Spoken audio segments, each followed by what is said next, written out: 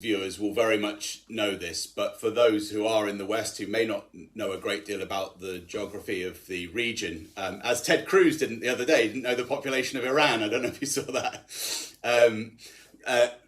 But there is a massive size difference between Iran and Israel. And on a purely surface level, obviously the political culture of Israel has become something horrendous. But you can see why a very vulnerable people from the 1940s living in a very, very tiny country would develop this, and then completely armed to the hilt by the Americans, particularly since the 1970s. They think that every problem is a nail, and they've got the hammer. So that's part of, I think, why Israel has become like this. But there are obviously other issues to do, as well, which I won't go into. But it's really atrophied into a very peculiar state. But simply on basis of size and weapons going in and a tiny population, this has led to three major previous wars in the 20th century.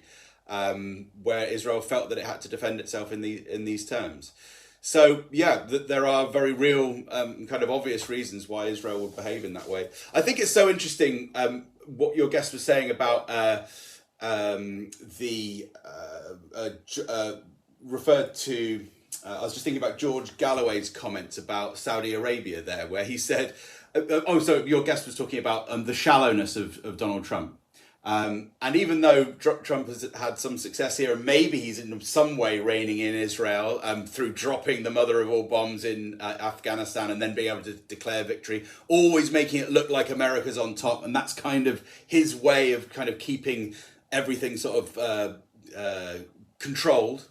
But it was interesting that that is a quite sort of shallow nationalistic way of seeing the world. Listen to what George Galloway just said. I thought that was so interesting. Galloway is thinking about international law. He said, even if it was Saudi Arabia, who he's completely opposed to because of their internal abuses and very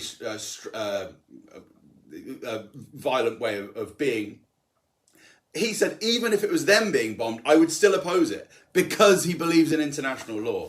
And I think that's such an important thing. There is so much in the media because we're so fractionalized in the media, and we're all put in these boxes, and people have different ideological siphoning. But actually, there are people who are outside of that outside of that kind of siphoning, and we're the people who believe in the law. We are there.